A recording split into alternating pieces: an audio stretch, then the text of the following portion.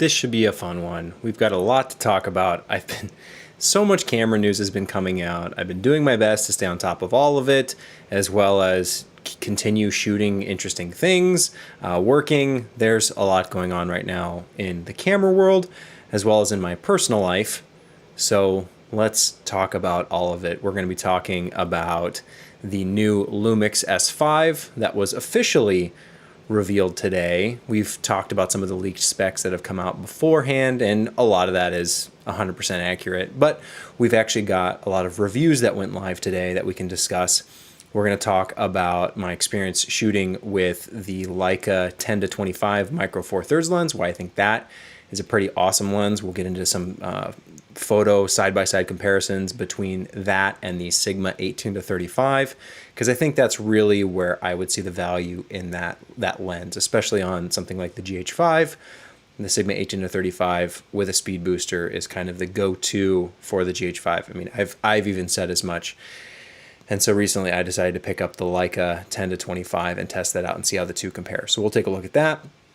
And then we'll do some continuing thoughts on the Canon R5. Now that I have been shooting with it for 2 days, some more fun stuff has popped up that's both good and bad in those kind of respective ways. So we'll talk about all of that.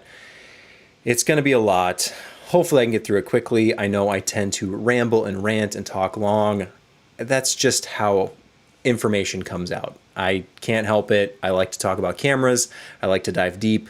I like to repeat myself sometimes, and a lot of times I think it's just fun to kind of explore the nuance, because a lot of people will think of things as like, well, do you think it's good or do you think it's bad?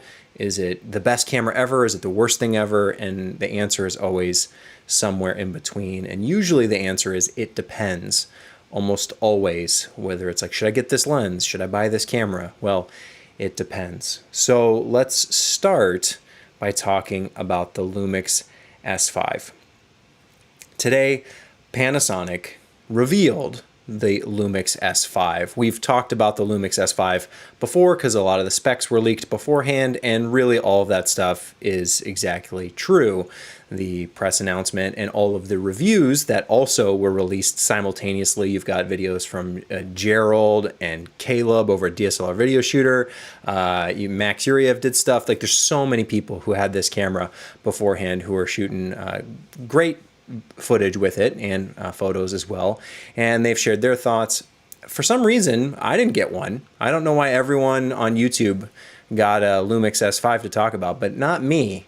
Hey, it's all right. I understand. But the first thing I'm going to say about the Lumix S5 is that I'm going to try and call it the Lumix S5. It's become this new pet peeve of mine that everyone talks about it like Panasonic, Panasonic, Panasonic, Panasonic. And I get it. Panasonic is the corporate brand entity that makes these cameras, but it doesn't say Panasonic on the camera. It says Lumix on the camera. And I think it's really confusing for just average people who are trying to do research when people say, oh, the Panasonic S5, the Panasonic S5, the Panasonic GH5, the Panasonic G9.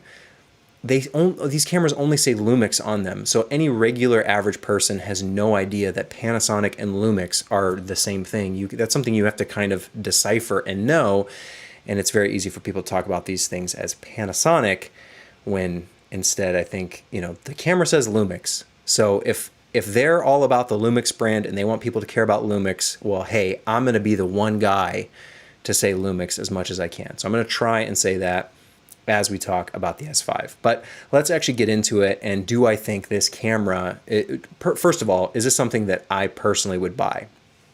It is very tempting. And it is tempting because it is basically a full frame GH5, which is what I shoot with fairly regularly as on the GH5. I also shoot with the Ursa Mini Pro for more like cinema style stuff, but in general, as like hybrid camera, GH5 I think is fantastic. Now, it's micro four third, so if you said, hey, the S5 is a full frame GH5, that sounds awesome. This is why I was attracted to cameras like the S1H, because that also too is a Lumix full frame camera that is heavy on the video features and would be an easy upgrade from the GH5, except for a few things I think hold it back. For me personally, the size and the weight being one of the most prominent ones. If I have a hybrid camera that I'm going to be doing photography with and video, I don't want it to be a burden and this huge blocky mess that's really heavy and bulky. So thankfully, the S5, they fixed that. The S5 is smaller than all of like the S1, the S1R, the S1H, all big, all heavy. The S5 is actually smaller than the GH5, which is pretty impressive considering it's full frame. And for the most part, all of the video features are there and they kind of mirror one-to-one. It is proper Vlog, so that's a slight upgrade from the GH5 only have Vlog L. But in general, you can look at all the specs and go into fine detail, but in general, they're pretty comparable. You have some small things like, oh, it's got a micro HDMI, but as far as functionality goes, you're getting a lot of the same things, aside from some of the 10-bit modes. And again, go through the specs if you really want to like nitpick and see what's what. But you can still do 4K 60, you can do 1080 120, it's full frame, you can do 4K. It does have some recording restrictions around 30 minutes in certain modes, which is irritating that we still have to deal with this kind of stuff. They say it's due to potential overheating. I think that we're talking about overheating now is just kind of ridiculous because Canon, let's not even go down that path. In any case, I don't want to hear any more from these camera manufacturers about overheating and why things are restricted because of overheating. It's like, if that's the concern, make sure the camera stays cool if you want to offer that mode. If not, I don't want to hear the excuse of, oh, it's limited for overheating. Really, exactly at 30 minutes, and then you can just hit record again, and that's to protect it from overheating. What is that half-second, delay between the two clips? What does that protect overheating wise? You're doing 30-minute chunks back to back to back, and it doesn't overheat. So I don't understand. Anyway, will I buy it though? That's the question. And I'm going to say probably not. And here's why. Yes, it's a full frame GH5, and I think that's awesome. I think it's incredible.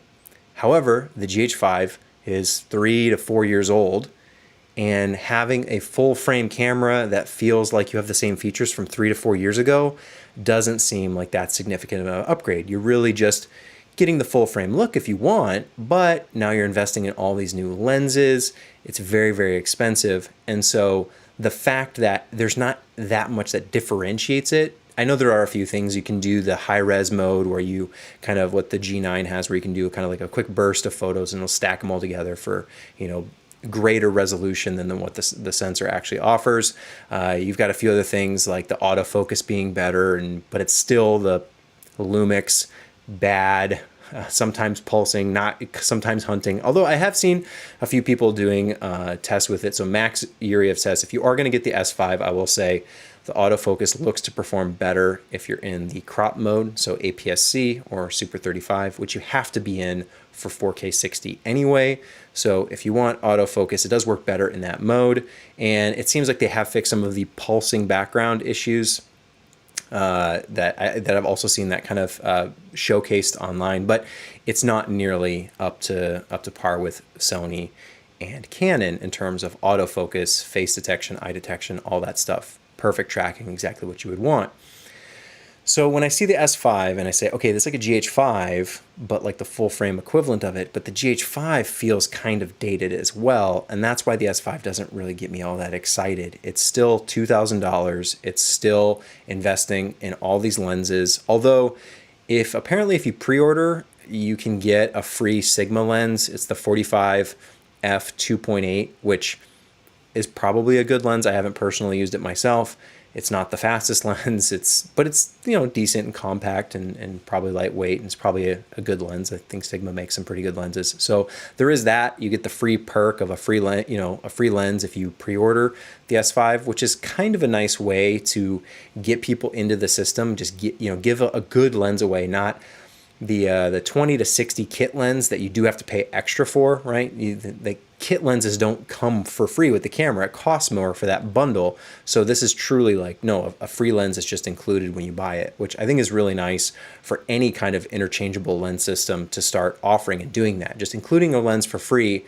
Because the biggest problem of buying these cameras, especially if you're a first-time buyer, is that you have to get a lens with it. If it at least came with one kind of included, I think that's really attractive. So I am glad to see that Lumix decided to do that for the S5. But I just feel like there aren't any meaningful features in terms of actually good autofocus. Something that's functionally different in terms of the way I shoot from the GH5 to having this really nice autofocus that I'm getting with the Canon R5 and then presumably with the Sony a7S III, that changes your ability to shoot certain things differently. And it's one less thing to worry about in certain situations. If you're on a gimbal or you're shooting handheld and you're doing a lot of tracking type stuff, it's just nice when the autofocus system works fairly flawlessly. I mean, don't get me wrong, there are problems sometimes when the camera's trying to predict what you want in focus, but in general, it works really, really well on Canon and Sony, and it still isn't there on the Lumix cameras, as well as, you know, the resolutions and the frame rates. Now, with the S5, they are going to, at some point, have the firmware that lets you record ProRes RAW, 5.9K over HDMI. However, that's coming in the future. When will it be released? Now you have to have an external recorder to take advantage of it. So I kind of look at that as like, it's nice, it's a nice perk, but it's not something game-changing in the camera. You're still shooting 4K, you're still shooting 4K 60, which I've been shooting 4K 60 on the GH5 for a long time. Yes, the S5 has the anamorphic modes. I have those on the GH5 as well. And so even though it's just the full frame GH5, and that might be attractive for some people, for me, it just doesn't resonate as strongly as maybe I would like for there to actually be some meaningful upgrade, a significant reason to invest in a new system, to go full frame, to get these more expensive lenses and invest in a whole new kit of lenses for what? Just to have full frame? Well, the only time full frame even really matters is if you really, really want to shoot wide open for the absolute shallowest depth of field. So if you want, you know, those lenses that are, you know, 1.2 and you want the absolute shallowest depth of field, you know, at that widest field of view, then yeah, you can only get that with a full frame camera. But most of the time you don't want to shoot that way anyway. It's just kind of, you know, for specialty portraits maybe, but usually you want more in focus than an eyelash. You want to be able to see what you're taking a picture of. So when you have that super, super, super shallow depth of field and you get all the tona in the background, it's not helpful to have the full frame advantage. It is sometimes if you want it, but many other times you want to stop down anyway.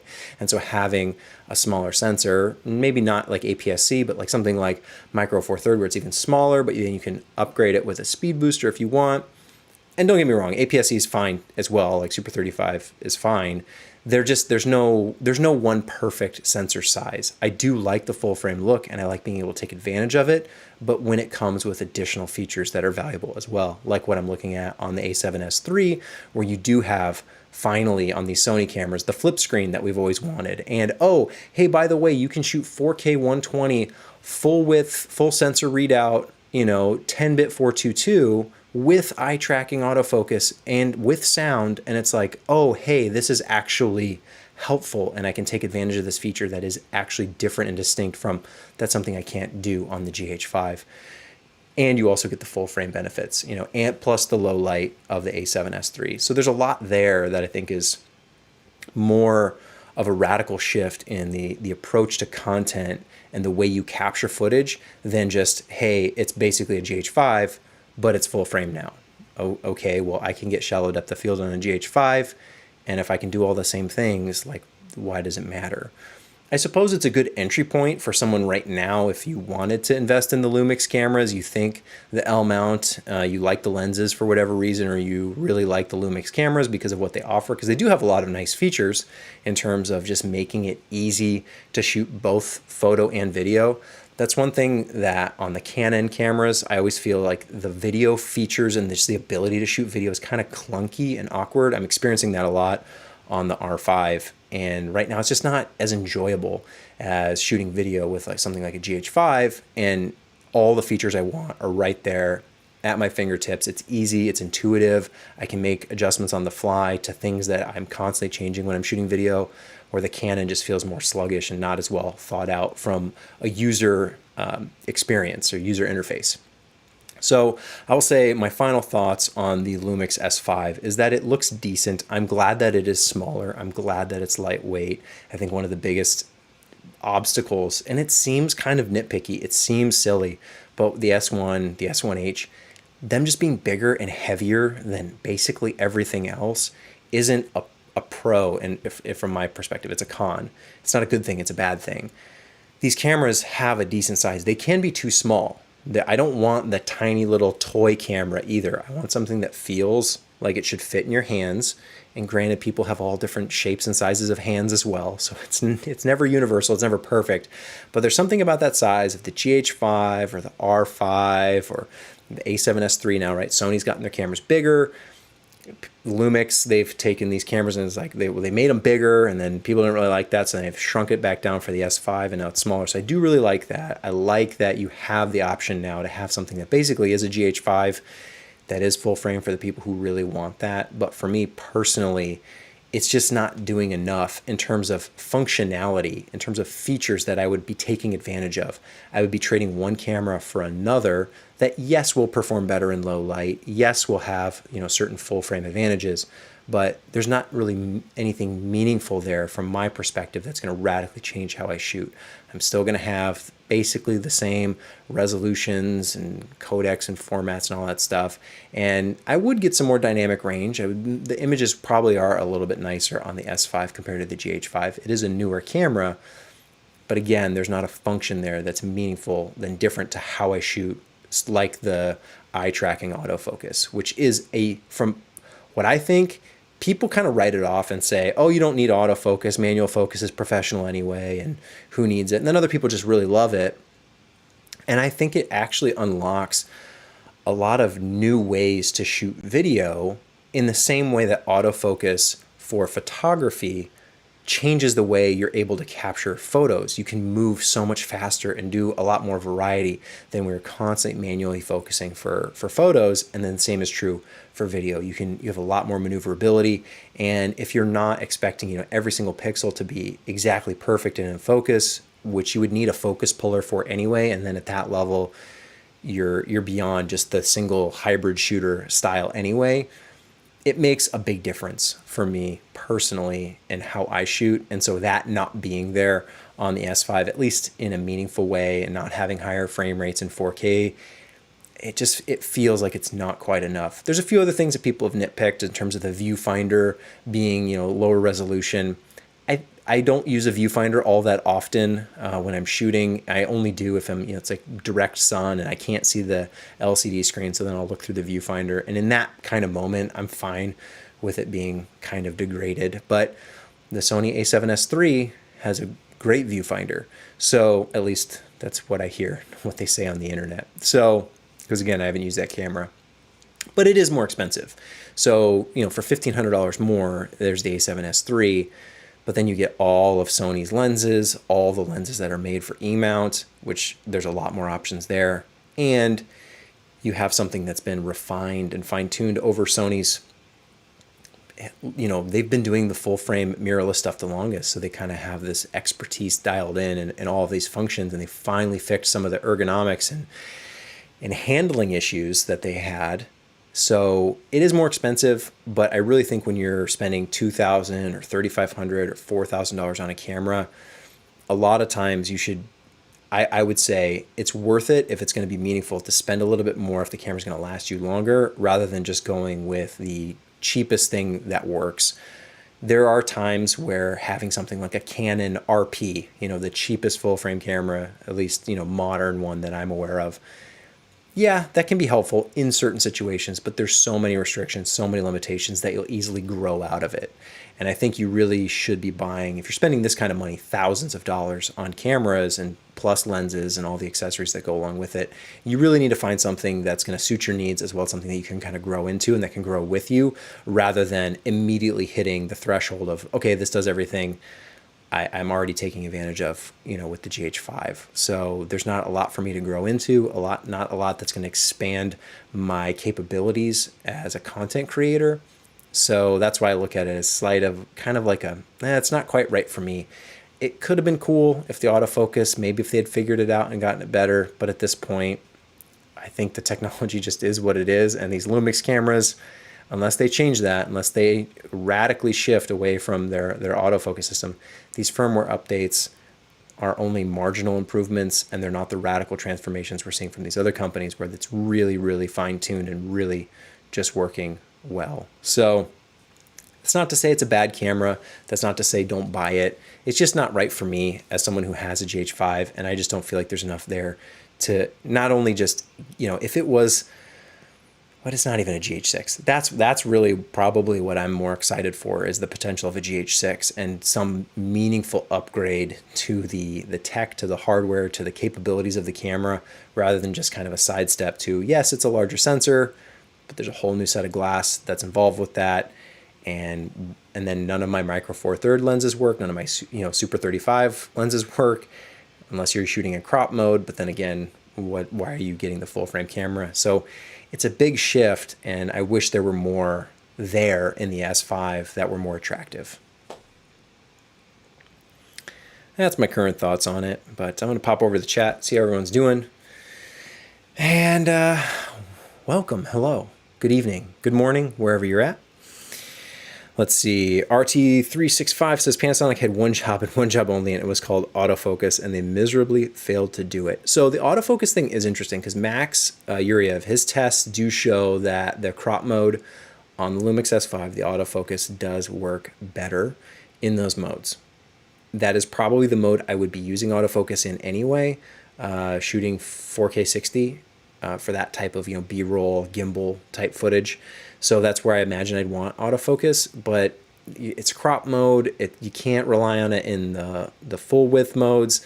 So it feels insignificant when you have, you know, many other cameras out there, not many, a few other cameras out there now who are doing it much better.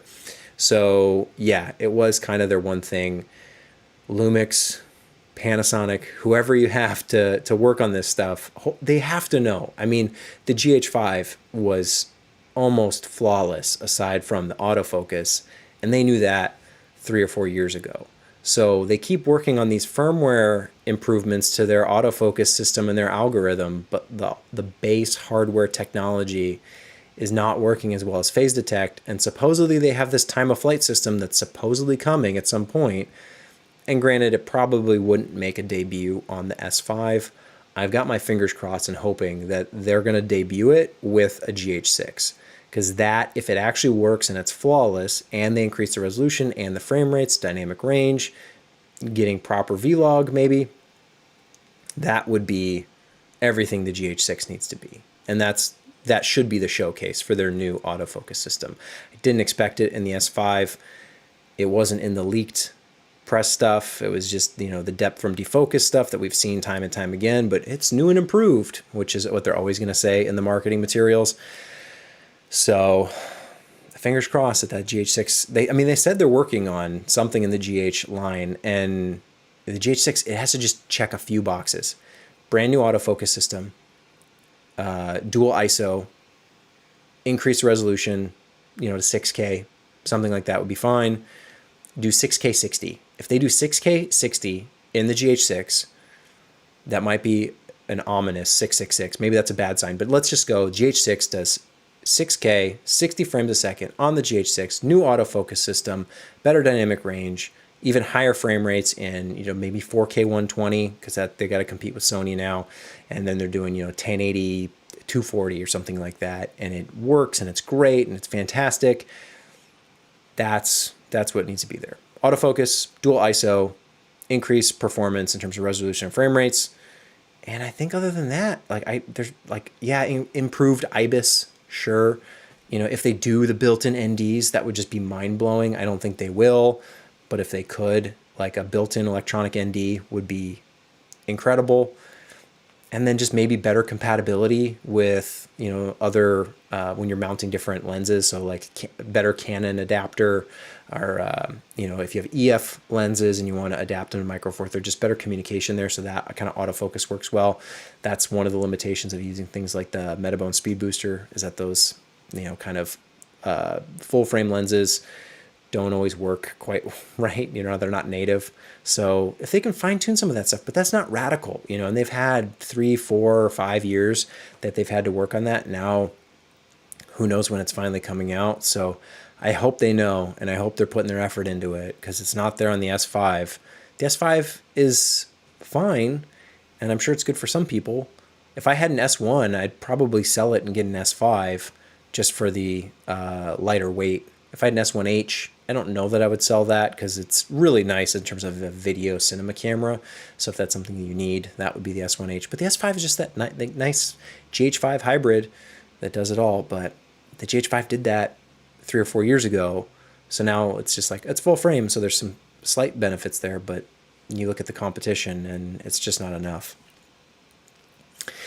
Phantom Flight says, good evening, everyone, or good morning, everyone. Hey, that's what I said, but hey, I wasn't reading that before. So that's awesome. Guy with camera. I love autofocus with casual video. It's nice to have that trust. Yeah, so we'll get into it a little bit with the Canon R5, but it changes the way you're able to shoot certain things. B-roll specifically, it's not something I would just have on all the time for every scenario, but it is very, very helpful. And it just gives you so much more flexibility on a shoot for just the variety of shots you can get in an instant. You don't have to get out a gimbal, get a focus puller with your wireless controllers and all this extra gear. You can do it all in the body. And that's what I think is the best selling features of hybrid cameras, is that it can do it all in one. So anytime someone starts talking about, oh, well, you need an Atomos Ninja 5, or you need an external, adapter thing to, to gimbal, you need all this stuff. It's like, no, the point of the hybrid is to be, from my perspective, to be that Swiss Army knife that can do it all in the body itself. So it's never going to be perfect. It's never going to be a chef's knife and cut, razor sharp. If you need the cinema features, then there are cinema cameras for those situations where you need it, but it should be close enough. There should be a knife in there where you can cut some things, and then, oh, there's a scissors, and oh, there's a tweezers, and oh, there's a corkscrew, and it can do all this stuff relatively well. Doesn't have to be perfect in every situation. Doesn't have to have the best resolution, the best dynamic range, no, it should not be the best, but it should be that jack of all trades, the Swiss Army knife. That's at least how I think hybrid should be approached, both for photo and for video, because that way it's the one tool you can bring with you anywhere. And we're already seeing that most people, regular consumers, are just shifting to smartphone photography anyway. They don't want to bring a camera with them. So imagine, if you're a photographer, videographer, and you're bringing not just one camera, but 2 or 3 or 4 for a variety of needs you may or may not have on that particular production, it just becomes really big and bulky. And then especially if there's different lens for the different cameras you have, right? I have a Canon for taking photos, but then I have a Lumix or a Blackmagic for shooting video. And then are the lenses compatible? Well, probably not if it's an RF, Canon camera. You're not using that on a Lumix or Blackmagic right now, at least. So now you have all this just extra waste and excess that you're bringing with you, and it's not actually helping you, because sometimes you might not even need it. Maybe you're not doing photos on that shoot and you'd like to be able to take good photos, but you don't feel like bringing the professional photography camera because it's just too much to bring with you. It's so nice when it's all compact, all in one. And yeah, the A7S III is only 12 megapixels. We've talked about this, but I think me personally, a lot of the shoots I do, that would be fine, because most of them, the photo part is not the paid for part or the professional part. It's, hey, let's get some behind the scenes, let's get some candids, let's take a couple nice portraits that they could put on Instagram or on a web page or something, and it will be like 12 megapixels would be fine. If I was doing proper paid photography work, A7S III probably wouldn't cut it, and I would opt for something a little bit nicer in terms of photo specs. But for a lot of the stuff I do, the photography component is a supplement, is additional to. It is not the core thing. And I understand that a lot of people are just professional photographers and they don't do video either. So there is that balance, and that's just where I always come from. Most of the stuff I do is video first, as well as, hey, it's a hybrid, so it can also do photos. Great, let's get some photography for a thumbnail, for a banner image, for whatever it might be needed for. Just having both in one body is so helpful. Guy with camera says, E-mount has a ton of inexpensive lenses that work spectacularly with video. And then when is GH6? Oh my God. Yeah, when is the GH6? That is the big question that everyone has, and hopefully they have an answer sooner rather than later. Lovely new color science, Vericam style. That is true on the S5, but you have that with the S1 and the S1H. And that, while is better than the GH5, it's not functionally different in how you shoot. It doesn't change the tools, it just makes the tools better. And so that's what I was trying to hopefully explain, is that yes, it is a better camera. Dual ISO is better than what the GH5 has. If you have a GH5S, maybe that's a little bit different, but then the S5 has the IBIS and the dual ISO, so it does both. So it is better, but it's not this radical additional tool where like an internal variable ND electronic would be one of those, what I would say is a brand new feature or tool that changes your opportunity for how you shoot, because now you don't have to worry about filters or adapters or doing anything else. It's in the camera, ready to go, something that you did not have before built in. So other things would be, ProRes or some kind of RAW codec, whether it's Blackmagic RAW or something like that. That does change the opportunities for how you capture content compared to, hey, you've got your 8-bit and your 10-bit modes. They're more or less the same. You have similar picture profiles. Maybe the S5 looks a little bit nicer because it's got better dynamic range, better color science. But in general, like that isn't, it'll just make the footage look better. It's not going to change what you're capturing. Hopefully that makes sense. I like to use manual focus, and I do it every time I'm working, but I have to recognize that there are certain situations in which pulling focus manually is hard. Yes, and the moment you have a camera like the R5 or presumably the A7S III that just does it so well, you all of a sudden realize how much more freedom you have to do things that you would just have never done before with manual focus. So it's almost like this paradigm shift, or just this thing unlocks where now you can shoot in a way that you wouldn't even have thought to do before, because it would just be practical doing it manual focus, especially as just a single shooter. There's no way that you could do some of these moves, perfectly doing manual focus, worrying about keeping the camera steady and stable while you're pulling focus, worrying about composition, all that stuff. The moment when the camera takes over that for you and just does it and it just works, you go, oh wow, I can move so much more than I ever would have before. I can get closer, I can back up on the fly. My subject can come at me and I don't have to worry about, oh my gosh, they're moving their feet, and I've got to either move my feet or I've got to, pull focus the right way, and oh my gosh, which lens is on this camera? Which way does the focus throw? There's so much that just works and it just clicks, to where the moment you have it, then you're like, oh wow, yeah, I don't want to give this up. This is just, again, it's not a tool for every situation where, if it's an interview, sit down, nothing's moving, I'm probably not going to have autofocus on the whole time, because I don't want it to randomly just someone turns their head and it picks a corner to focus on or something like that. I don't want to run that risk where the camera ruins things for me.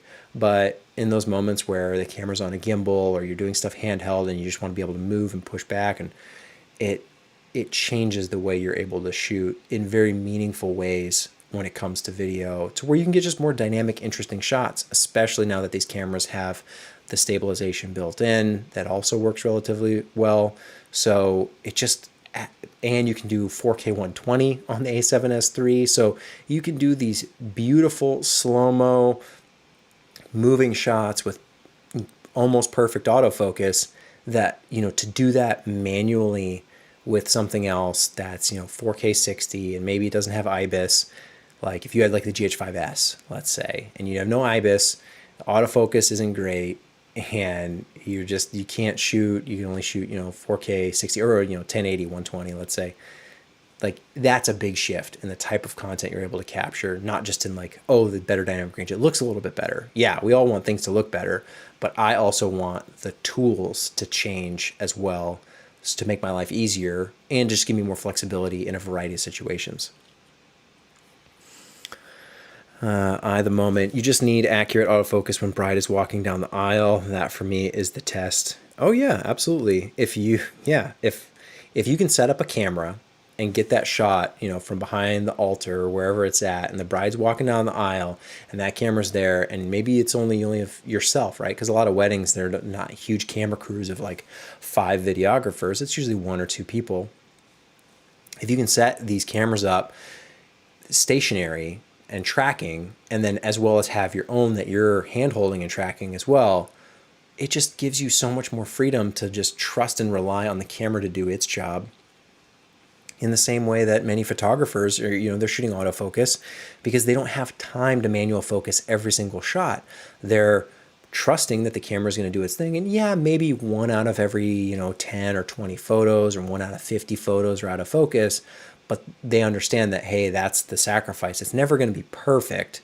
It's never like every single time exactly what I wanted to be in focus is going to be in focus. But you know that 99% of the time it's going to be there. 95% of the time it's going to be bulletproof. And yeah, you're maybe willing to deal with that 1 to 5%, chance of error, because you have hopefully probably multiple cameras that you could cover those little blips and squibbles here and there.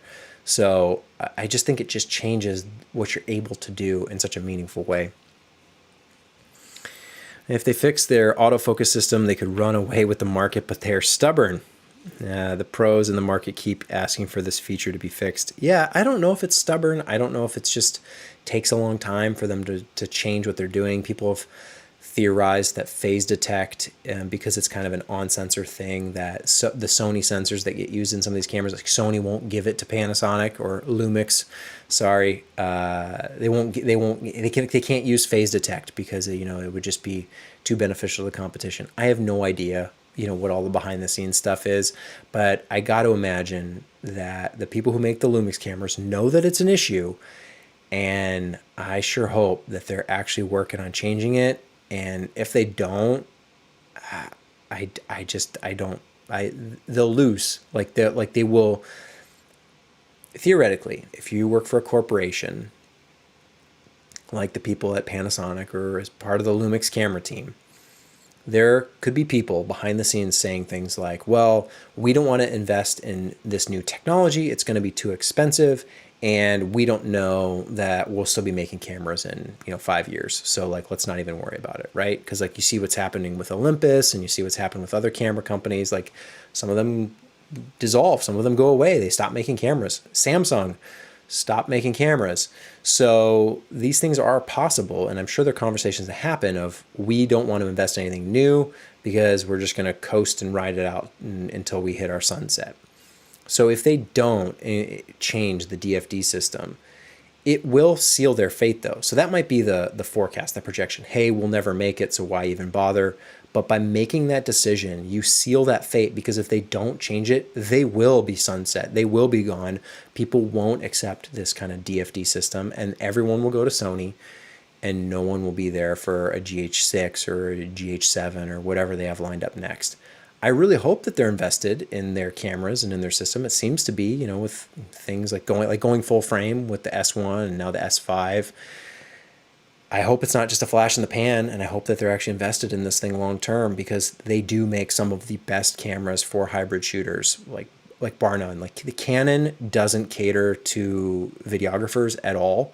From my perspective, they might have the features there, the specs on paper, but as we've seen, not just with the overheating, we all know about that issue. I'll talk about this a little bit later, but just to summarize, there's just not a lot of meaningful stuff in the menus, in the navigation, in the way you operate cameras like the R5 that's helpful for someone who's shooting video.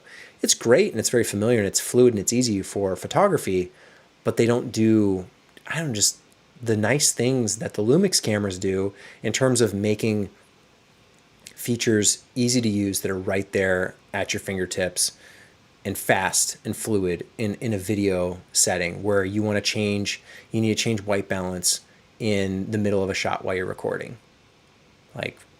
I don't think I can do that on the R5. There may be some button I'm not pushing that's just not right, but they got rid of the white balance button, and you can't actually change it on the fly while you're recording. The histogram and stuff goes away when you're recording. I can't figure out a way to get it back on the screen. It's there in preview mode, but once you're filming, all the good information that you would want on screen during a shoot, it just disappears. And that kind of stuff is frustrating, that you're like, well, even the tap to zoom, which is not there on the GH5, and it really should be, being able to punch in to zoom in, check focus while you're filming, doing things while you're recording. This is something that a lot of cameras, maybe that's the distinction. Maybe I'll save it for later. But yeah, that's what I think the distinction is. It's I want to be able to change things during recording. In photography, every shot is its own individual thing, so you can change things between photos. But video is a continuous stream, and if you hit record and then you're locked into that mode, and you can't change important things. Like you can change your ISO, you can change your shutter, you can change your aperture, but like I can't change my white balance. What if I walk into one room to the other and it's a continuous clip? Shouldn't I be able to change that? Do I have to put it in auto white balance mode? Like that doesn't make sense. So there's just some stuff like that that's a little irritating and annoying. Let's see where we at. Phantom Flight 101. What do you think about it for YouTube? Was looking at the GH5 and then I saw this. Yeah, well, if you don't have a GH5 or a GH5S, which aren't, significantly cheaper, and you want to get into creating content, I think the S5 is a great option if you don't have something currently. And that's what, again, I was talking about already having a GH5. It doesn't seem meaningful to like invest in this whole separate system for a camera that does mostly similar things to what I already have. If you don't have something already though, yeah, I think the S5 is totally valid, just as anything else would be if it's the first camera you're buying. I'd say really take your time and pick the right thing, but the S5 looks great on paper as far as having all the features you would want, and it might not be cutting edge, it might have the best autofocus, but it's really good and it's very well rounded. So I do like it for that regard. So maybe I sounded too harsh or critical on it from my personal perspective, but I think for a new shooter, someone who's getting into it and deciding to buy something, I don't think it's a bad system to invest in because it is pretty low cost to entry compared to things like the A7S III or the R5. And you do have a lot of variety in terms of lenses. It might not be the biggest lens selection, but you do have some, and there's more coming. So it's all good things. Now let's see. Dimitri says, I just hope that the GH6 will announce by the end of the year. Cross my fingers. Yeah, me too. Michael says, do you think Panasonic will ever implement phase detect autofocus? Supposedly they're working on time of flight autofocus, which is different than phase detect. So we'll see. I don't know. I'm hesitant to offer solutions and prescriptions for what they should do. I like to just point out the problems so then they can figure out the right answer. Because if everyone says, and I think this is kind of where Blackmagic makes some missteps every once in a while.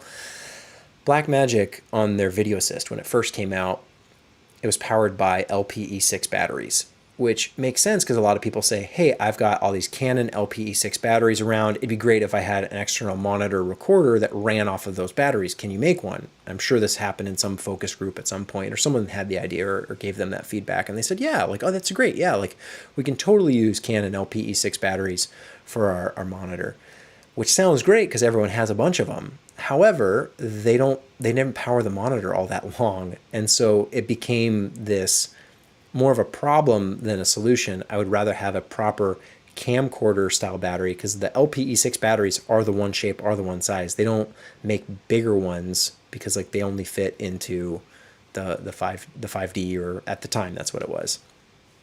So being limited with this like poor battery system, and granted there's other ways you can figure out how to power it and stuff like that, but just in general, it's like I feel like that happens a lot where people say, oh, Lumix, they should do phase detect. And so they go, okay, great, like, well, let's go figure out phase detect. And then by that time, if they're not looking forward, looking for like what's new, what's next, being cutting edge, they're only going to catch up to where everyone else is now, which may take them longer, which is maybe what they're doing, could be. But I'd say, no, don't just write a prescription for like what other companies are doing. Say, here's the problem I'm having, find a way to fix it. And then Panasonic, Lumix, whoever's working on these cameras, they can figure out what the solution is. So I'm sure I say solutions all the time, but I really try not to. I think that's also valuable for giving feedback on edits and revisions and things like that, where you're giving a critique. Usually it's better to just say what bothers you about the thing, what the problem is you're having with it. Hey, at this moment it felt a little slow, it felt a little boring. But it's not usually a good idea to write like prescriptive revisions, because then that has to then be interpreted by the person who's doing the edit or making the adjustment, and then things can get out of whack there. So usually when you give feedback in a positive way, in a constructive way, hopefully I do that as much as possible. I usually try and just say, hey, this part felt a little off, or this was a little weird, the color looked a little strange, rather than saying do X, Y, and Z, because then that can be misinterpreted as well. So I usually like to present the problem or the issue and then put it back in the hands of the, whoever's working on it, or whoever the expert is, who has the knowledge and the expertise in that area, to make the best decision based on my criticism or complaint or whatever it is. Let's see, where are we at? The Moment says, in Australia, the S5 plus the 20 to 60 millimeter kit lens plus the 45 Sigma f2.8 lens for 64% of the price of the Sony a7S III body only. That's crazy good value, which will get people into L mount. That is awesome. Like, there are plenty of people out there. There's millions and billions of people on this planet. I'm just one person, so I only can share my personal perspective. I can't predict what everyone else is going to like.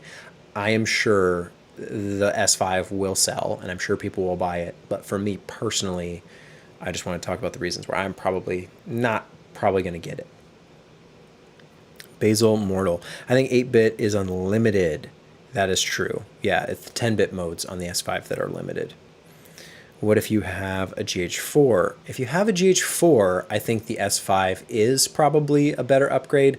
GH4 doesn't have IBIS, doesn't have 4K 60. If you have Vlog on it, you don't have 10-bit. So I would say the S5 is probably a good choice if you have a GH4, didn't get a GH5 or GH5S. If you wanted to stick with micro four third lenses because you already have a GH4, then maybe something like a GH5S makes a little bit more sense. But if you're ready to change and go full frame, which is a valid thing, like I would love to have a full frame camera. That's a good hybrid, which is why I'm looking at something like a Sony a7S III.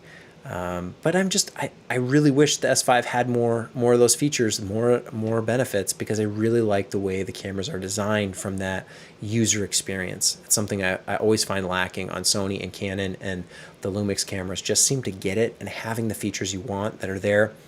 Although I have heard that on the S5 you can't set shutter angle, at least at this point in time. People have said like that should come with a firmware update, but it's a little concerning that shutter angle isn't built in. If that is true, I don't know the validity of that 100%, but I have heard people talk about that the S5 doesn't have shutter angle, which would be definitely something I'd point out to Lumix and say, hey, you should include this. Get it in there. It's in all your other cameras. If you already have a GH4, it depends on the lenses you have. Yep. How many? If you're currently adapting EF to micro four third, congratulations, you can upgrade to most full frame mirrorless options. True. Maybe just wait for GH6. Could, yeah. And then I have one question, not about the S5, but anyway, I'll try to ask, which one is better to buy, the Lumix 12 to 35 or the Olympus 12 to 40? Both are 2.8. I haven't used the Olympus 12 to 40, but I do have the Lumix 12 to 35, and I really enjoy that lens. It's nice and small and compact and has a relatively helpful, focal range. Like, it's just an easy lens to put on the camera. It's stabilized, it works well.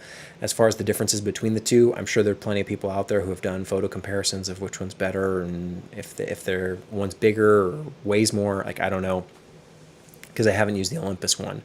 But just from the focal range, well, the Olympus one will give you a little bit further reach, so maybe go for that one. But I'm assuming the question is being asked because maybe the answer isn't obvious. But I don't know. I don't have the Olympus, so I can't say for sure.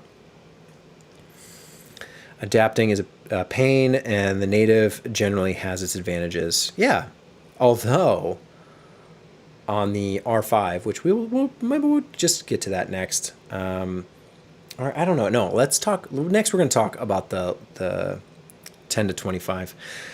But, adapting lenses. Canon has done a really good job with their EF to RF adapter, because I used some EF lenses on the R5 and it worked really, really well. So maybe it's not exactly as perfect as you could get with native RF lenses, but the EF to RF in the Canon ecosystem does work really, really well. And I was quite surprised and impressed with it.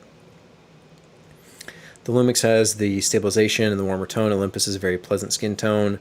I have a FieldWorld f6 monitor. You can use Canon LPE6 and Sony f970 with it. Yeah. And Dimitri says, thank you. Excellent. Well, let's talk about let me pull it up here. 1 second. This is the micro four third lens. That's the 10 to 25 millimeter. It's a Leica Sumilux. Well, Leica Lumix. It's a really expensive lens for micro four thirds, and I am really enjoying it. Now, I wanted to talk about the 10 to 25 on the GH5 as I did some test shots, and we're going to go through those in a second here. But I think this is a valuable comparison to another fantastic lens, the Sigma 18-35. If you have a micro Four Thirds system, you probably already know of the Sigma 18-35 with the Metabone Speed Booster. It's kind of this perfect combination. I've said as much as well in the past, but I wanted to compare the two, so let's take a look. If we take a look, here is the, the 10-25. Big lens for sure, but thankfully it's not as let me see, make sure this is working properly. It's not as heavy as you might expect based on the size.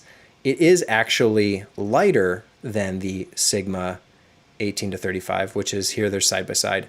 Let me close out of this data here real quick. So if we take a look at these side by side, on the left you have the 10-25, on the right you have the 18-35 with the Metabone Speed Booster, both on a GH5, and you can see size-wise they're relatively the same. However, the Sigma 18-35 is an APS-C lens, Super 35 lens, so it is covering more sensor area, which is why using with the Metabones makes so much sense. And in general, these two lenses, when you do the math in terms of crop factors, they end up equating to roughly the same focal range. With the 10-25 full frame equivalent, you're looking at something like a 20-50, and on the Sigma 18-35, you're looking at something that's more like a 27-52. So technically, the 10-25 does give you a lot wider field of view at the wide end, and then on the kind of more medium to telephoto end, that 50mm end, you're roughly about the same. But if you have a situation where you really want APS-C lenses or Super 35 lenses, then the Sigma is the obvious way to go because it's not necessarily a micro Four Thirds lens, where the 10-25 definitely is. But side by side, more or less the same size. However, 10-25 is lighter. Now, as we move on, I want to show you some of these samples. So this is with the 10-25, and I wanted to pull this up specifically because this is basically the closest you can focus compared to the Sigma, that's about as close as you can focus. So when you consider the 10-25 is wider in terms of field of view, and you can focus this much closer compared to between the two, so that's the 10-25, and then here is the 18-35. To me, that's a big advantage, just having more of that macro functionality, being able to get closer, get things in focus at that really wide field of view, I think is really nice in terms of an option and a feature. Another comparison here, we've got the 10-25, and I'll zoom in here and you can kind of see an example of some sharpness going on. So very, very sharp lens. If we view and we go to our data, we can see that this was shot at 1.7. So this is, pretty shallow, not as shallow as 1.7 would be on a full frame camera, but it's definitely shallow compared to what we've got here, which is the 18-35, and we can zoom in and do the same kind of feature. It's still sharp, it's still impressive, but it's not quite as sharp. It doesn't have that same crispy cleanliness that the 10-25 has, but it does hold its own. It's not awful by any means. If we take a look over at the cost of each of these things, you'll see that they are in different categories in terms of price. The 10-25 is an $1,800 lens, brand new, compared to the Sigma 18-35, which is, a little under $700. So for over double the price, that's really for the context we're talking about. This isn't just like, oh, these lenses that are the same price, like they're not the same price. This is much more expensive. And I will say in this setup, you would have to consider getting some kind of speed booster, which some of them are more expensive than others. So you could always take a look and see which one makes the most sense for you if you are doing something like that. But Sigma 18-35, 600, 700 bucks, plus another, $200 or $600, depending on which way you go. You're getting maybe close to $1,000 all said and done. Whereas the 10-25, you're almost at $2,000. When you factor in tax and shipping, if that's a factor.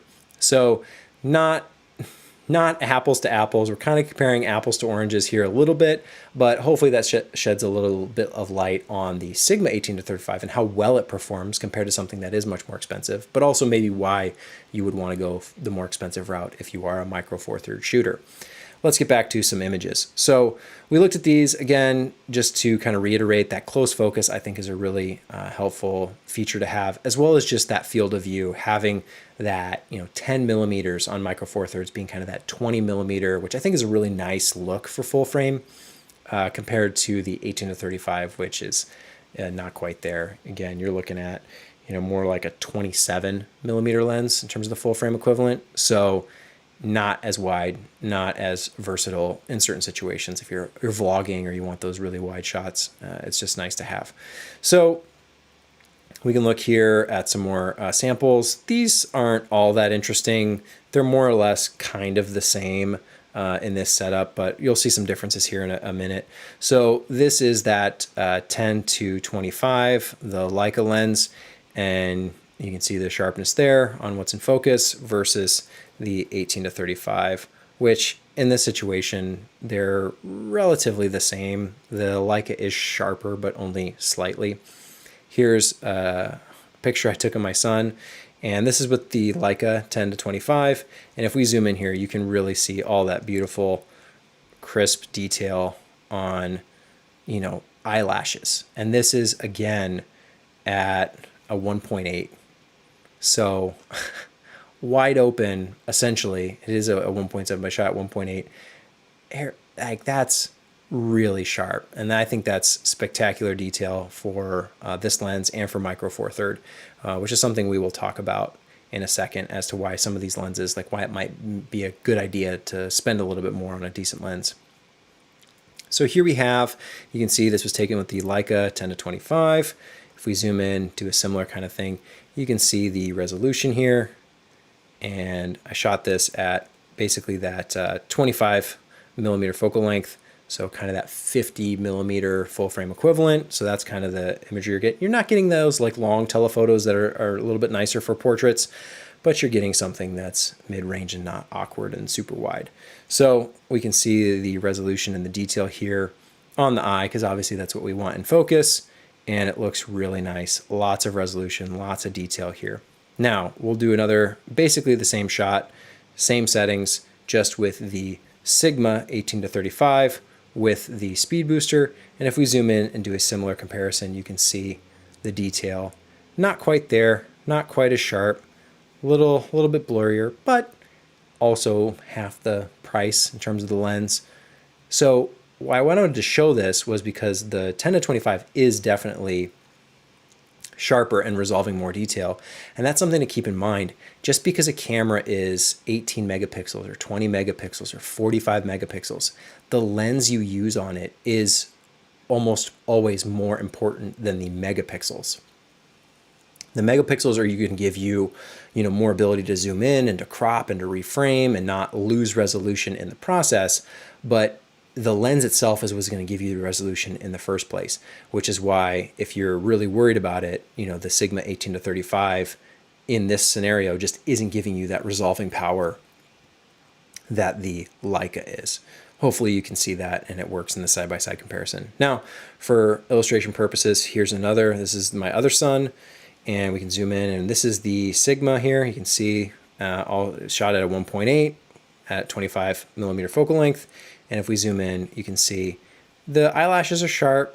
It's getting some detail there. It's looking good. This is by no means bad. I mean, we're zoomed in quite a bit. If you look at just like the main shot, first of all, let's do that. If we look at the main shot kind of side by side, there's no meaningful difference there. If this was going to Instagram or you were going to even print it out as a small, picture frame and put it on, your wall or something, there's no meaningful difference there. So if cost is a factor, you can get away with the Sigma 18-35, no question, which is why it's so great. The Sigma 18-35 is a fantastic lens and people love it because it's so good. But when we zoom in here and we compare the Sigma, which is what this is, and we compare that to the Leica 10-25, you just see so much more detail, so much sharper, So much better performance too, because you're not running it through a speed booster. That's the other benefit. It's native. So the fact that this fits right on a Micro Four Thirds, it's a native lens, communicates directly with the camera. It's not going through any kind of adapter or communication that way. You just get a lot better performance out of it. So not only is it resolving more detail and it's sharper, but it's just easier to use as well.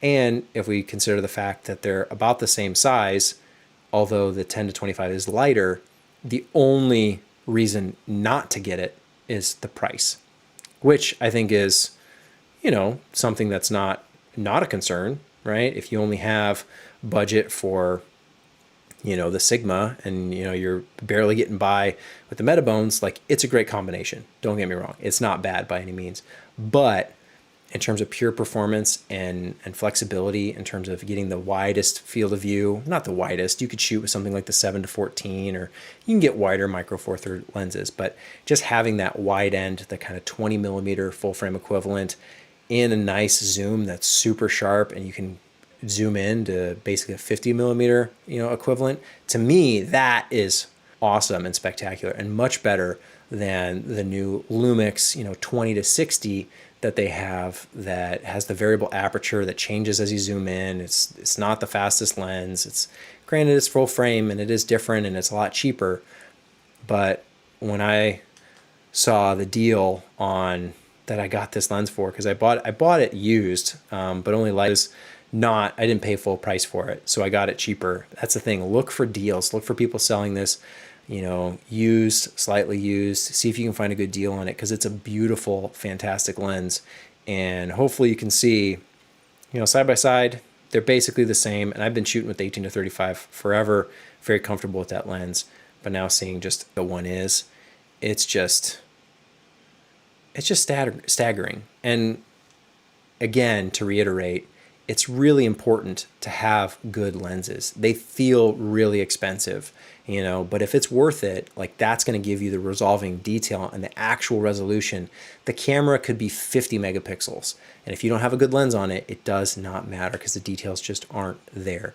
So the lens is paramount. It's one of the most important things. So I do think, in many times, specifically in this case, when you're looking at just the flexibility and the versatility of a lens like this, I think it does make a lot of sense, especially compared to the 18 to 35, which is very, very popular. Very, very popular. And a lot of people love that lens. I don't see as many people talking about the Leica 10 to 25, probably just because it is insanely expensive for what it is. But I think it's kind of worth it when you're comparing the two kind of side by side, and you're looking at the advantages. Wider field of view. It's going to give you sharper images. It's a native mount, so it just works better than something that's adapted with Metabones. So I think overall, it feels really nice to use. It's very well built. It's big, but it's not all that heavy. It feels actually really good on the GH5. So there's plenty of other people who've talked about this lens. You can check out their reviews if it's something you haven't seen before. Maybe if you've seen it before, maybe this just is kind of a reiteration to go give us a second look. It's kind of weird to be buying a lens for a GH5, because the GH5 is, you know, getting kind of old, but this would be the perfect lens for something like a GH6 if and when that does finally come out. I'm invested in Micro Four Thirds, and I think it's a powerful system. It has some incredible lenses when you take a look at it and take advantage of like what the system can do compared to some others. But full frame has been catching up. You know, there's a lot of full frame cameras out there that do basically everything the GH5 did. Granted, it did it 3 or 4 years ago, but we'll see. If the GH6 comes around and has some killer features too, I'm definitely not going to be sad with the having the Leica 10 to 25, because it's a beautiful lens, and I'm really, really pleased with it so far. Hopefully the images kind of speak for themselves, and you can kind of see that differences between the Sigma 18 to 35 and the Leica 10 to 25, and see if in your mind, like, if it makes the difference in terms of cost. I think it does. I think the first thing that's even capturing the light, that the first thing that sees the image is the lens, and you want to have really good lenses to take full advantage of the camera and what the camera can do. So if you haven't seen it before, you haven't considered it, maybe give it another look, check it out, and see if it makes sense for you. I was blown away by this lens. Blown away. Let's see. Where are we at in the chat? How's it going, everybody? Oh, got to catch up. GH6 with a micro four third mount and APS-C sensor. Yeah, I've said that before. I think I was the first one saying that. I think I said that 4 or 5 years ago when I was talking about what should be in the GH5. Okay, I've been with the GH cameras for a long time, and around the GH4, I said, oh, you know what they should do for the GH5?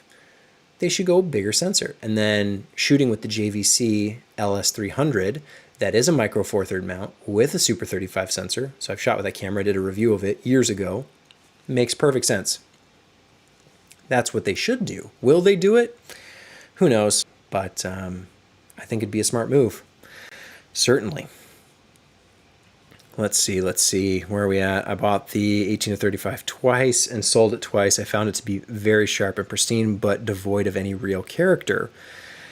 Let's see. I like the 18-35. I mean, that's subjective, and you're free to buy and sell as needed, but I really like the 10-25. I think it is definitely the superior lens, obviously, as it should be. It's much more expensive. Is the cost justified? I think it is, based on the benefits I discussed. I went back to vintage primes. Oh, for sure. And it says YouTube's not giving enough data. Is my stream quality terrible? What's going on? I'm getting an alert, a warning. We'll see. I don't know. If it's a problem, just let me know in the chat. Let's see. Vintage primes. Sure, that's fine. For video, I think, yeah, vintage primes are a different challenge and beast for photography. But hey, the error cleared up, so hopefully it's all fixed. Let's see. Is the Leica 15mm and the DJI 15mm the same lens? I don't know what that means.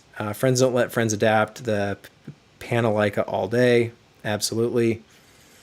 Let's see. I hope this stream is still working. I'm getting all sorts of weird issues over here. It's bleeping and blooping and saying my bit rate's awful. And just doing the normal thing. Stream quality is a little laggy. Oh, I'm sorry, Lincoln. Warning, the stream's bit rate is lower than the recommended bit rate. Yeah, I have the bit rate set high. So I've got the bit rate set to 4,000. So if it's not putting that out, it is now. It's back up to 4,000, so I don't know what was happening. Just a weird blip. That happened last night, too. I don't know what's going on. Let's see. I don't think the S5 can replace my GH5. Yeah, I feel the same, Lincoln. It's about the same from my perspective. It is better, but it's not meaningfully. The moment I tried putting filters on it, like the BPM, but it's just didn't convey any kind of textural or tonal story to me. Oh, the 18-35. They will sell a ton of S5s. Yeah, I'm sure they will. Let's see. Trying to just play catch up and see who's talking to each other versus who's asking questions and who has things to say. Trevor prefers imperfections in his lenses. I think those can be nice from time to time, but I think there's other times where you want just it to be pristine and pixel perfect. So I think there's time and place for both. Let's see. Leica lenses are so fire. Yes, Jayful. This 10-25 is beautiful. If you shoot a lot of commercial stuff, it's probably awesome for you. The contrast and sharpness is crazy. OMG, I walked right into what I've been debating for a month now to get the 10-25 or jump ship to full frame. Ooh, so that's not the conversation we're having, or I'm having at least. 10-25 or to go full frame. I mean, I got the 10-25, so I'm kind of crossing my fingers and hoping that the GH6, is everything we hope and fantasize it will be. But I'm also not opposed to switching to the A7S III if that just becomes kind of the de facto, like, yes, this is the camera to get. It works. It does what you need it to do. The autofocus works. It does 4K 120. Everything's full frame. It's 10-bit 422. It's everything you would want.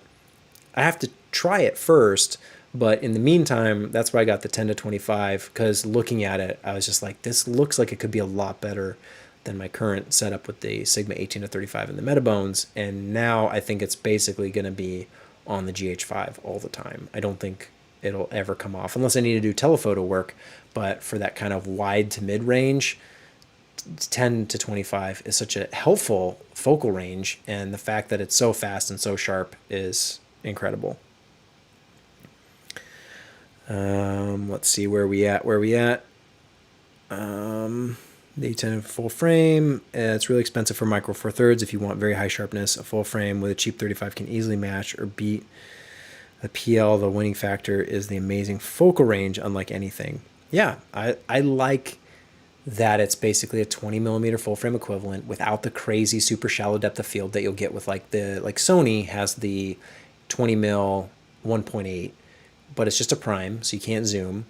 And are you gonna be shooting at 1.8? I mean, you can if you want that crazy super shallow look, but I think I prefer the look of like 1.7 or 1.8. You know, that wider aperture on a smaller sensor.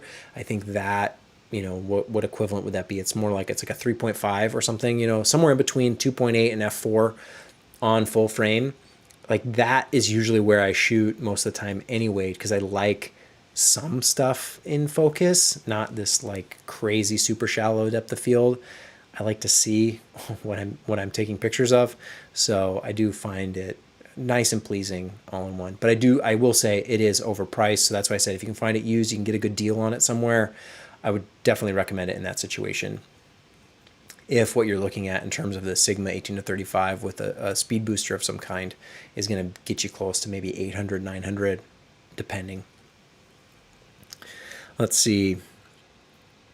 If I know I have primes, I would get that in a heartbeat. Micro Four Third will never look like full frame, but if you don't 25, right? So if you have a full frame camera and that's what you're doing, I'm talking about with the GH5, because that's what I have currently, and that's what I like to shoot with because it has amazing video features. They're getting a little dated, mind you. It's been out for quite a while, but I've also been doing a ton of work with the GH5 for the past 3 or 4 years.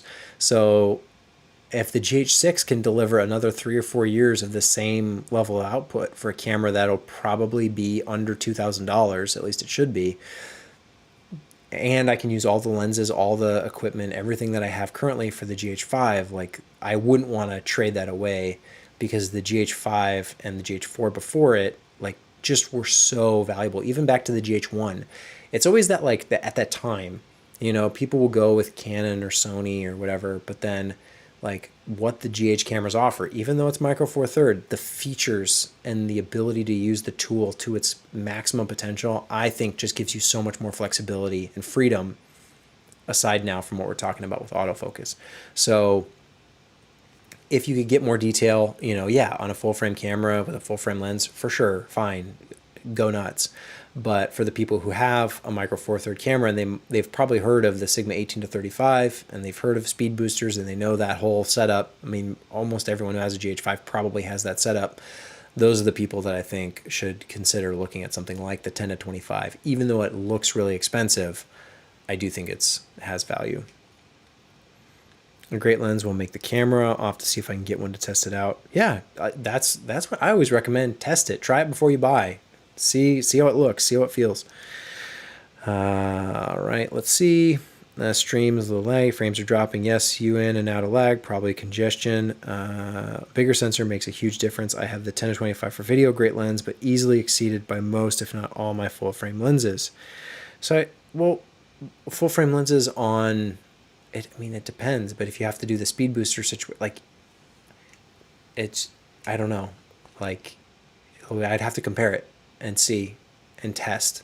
But I'll say that testing, I wonder, because I could do this, okay? I could do it right now.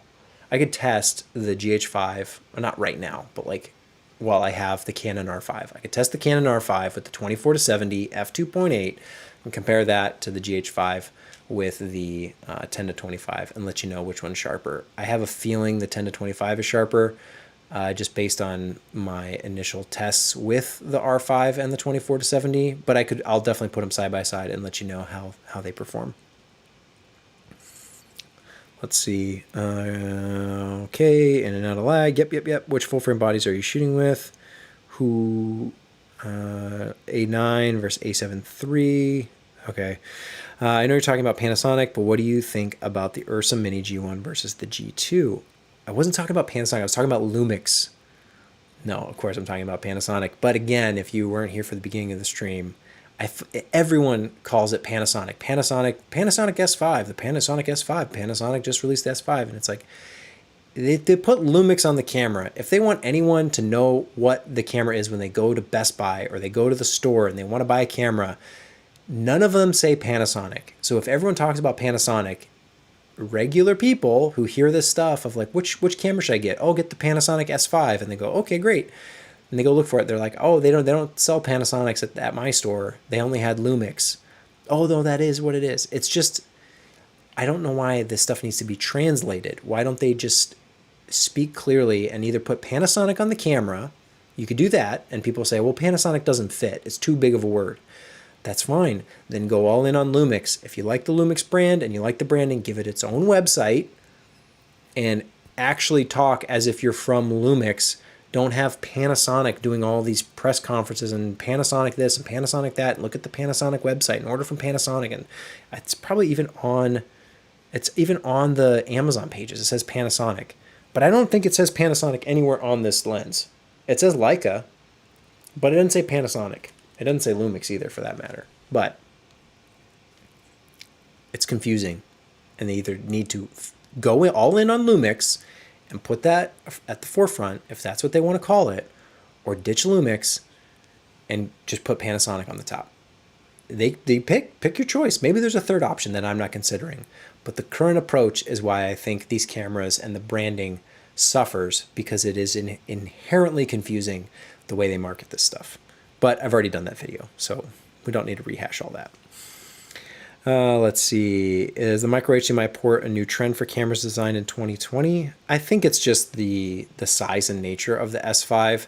They scaled like the S1 and the S1H and these bigger cameras down, and they probably just did everything they could to make it as small as possible. And one of those things was probably making it micro HDMI, because the S5 is smaller than the GH5, and the GH5 has full HDMI. And so the GH cameras have gotten bigger over time. Now the full frame Lumix cameras are getting smaller. I don't even like HDMI. I like SDI, but they're never going to put that on a hybrid. They're going to have HDMI. So if they're going to do HDMI, I would prefer it being bigger, but it is one of the main criticisms of the S1 and the S1H that they're just big. So they probably did everything they could to make it as small as possible and keep it full frame. I think I need to think about the 10-25 and the price differently, as a full frame body is just the first part. The really nice full frame lenses are definitely super spendy. Yes, they are. Sigma makes the Leica lenses, but can't have that on there. What? Sigma makes the Leica lenses, but can't have that on there. I thought Leica made everything themselves, although they have a facility now in Brazil. Is that where it's at? And then they're going to do some discounted Leica stuff, like, because it's made in Brazil. I don't know what that's all about. That's something I heard or saw. I don't know. But if Sigma makes the Leica lenses, okay, yeah, sure. It doesn't really matter to me. These are all just corporations and brands and entities. I just want the tools that work well and have the best features. That's really it. The 10-25 is the finest lens on the system, but no way it hangs with the Canon 24-70 at any aperture. Simply not possible. The 24-70 should peg the 45 megapixel sensor. That said, the 10-25 well enough. I'll see. I mean, I had them pulled up. I don't know if there's an easy way to pull them in. So that's the Sigma, right? And that's the Leica. Let me see if I can pull in some more photos here, because this is just the hangout part of the stream, just chatting away. Let's see if I can pull in some of the R5 stuff I took with the 24-70, something equivalent, something with an eyeball. Where's a good eyeball? Let's see. So here's Anderson. Let's see. Hopefully you can see that. So this is from the R5 with the 24-70 at 2.8. Like, I can zoom in more because it's 45 megapixels, but I don't know that I see necessarily more detail. Because where's the, let's see, view. Can I zoom? Oh, it doesn't show me in preview whether I'm at, what zoom I'm at, if I'm at 100% or if I'm past 100%. But, you know, these are not side-by-side comparisons, so there's no way to, you know, guarantee shot for shot. But just to my eye, the 10 to 25, I mean, looks way sharper to my eye.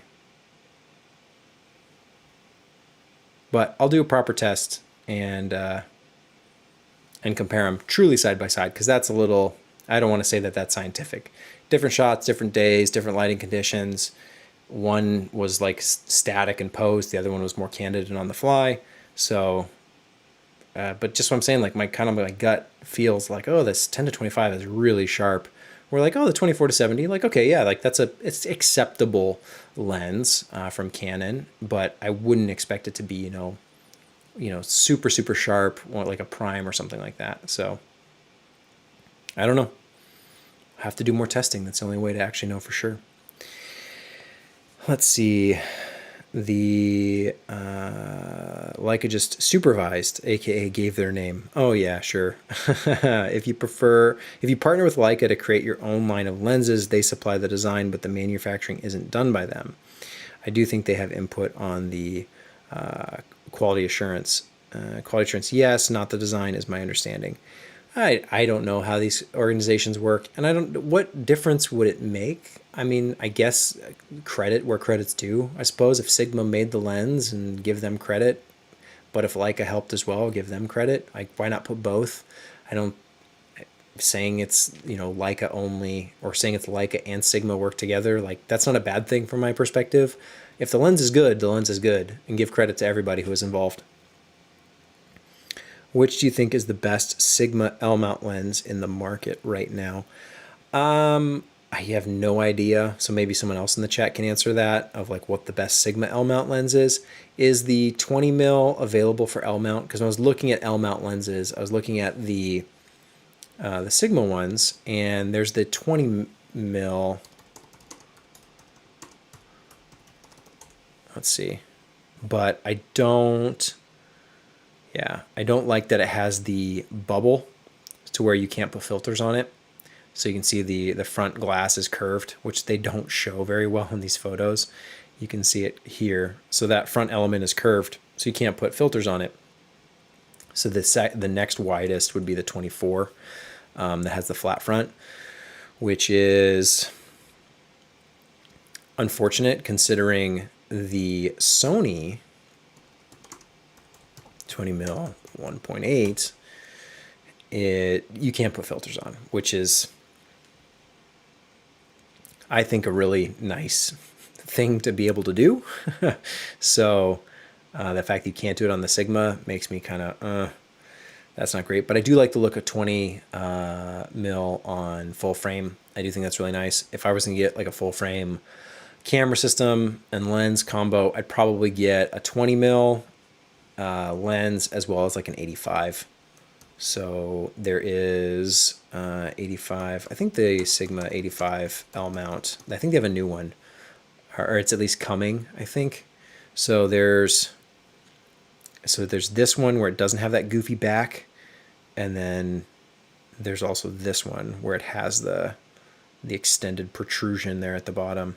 Is this what system is this for? I'm looking on Amazon, so it's not the best place to find exactly what you're looking for. It's going to take a second, but there's the 50. But I think I like having, if I'm going to have two lenses, I like something that's wide, intentionally wide, and then an 85. If I'm going primes, that's probably what I'd get. Anything longer than 85 as a prime, I don't tend to care for. I know Sigma has like the 105, and then there's other like 135 lenses that are also very sharp and very handy. But I think a lot of times when you're doing that kind of portraiture work, if that's what you're using it for, it can put you further away from whoever you're working with, And that can be just annoying in itself, just having a long focal length and being so far away and having to shout a little bit more.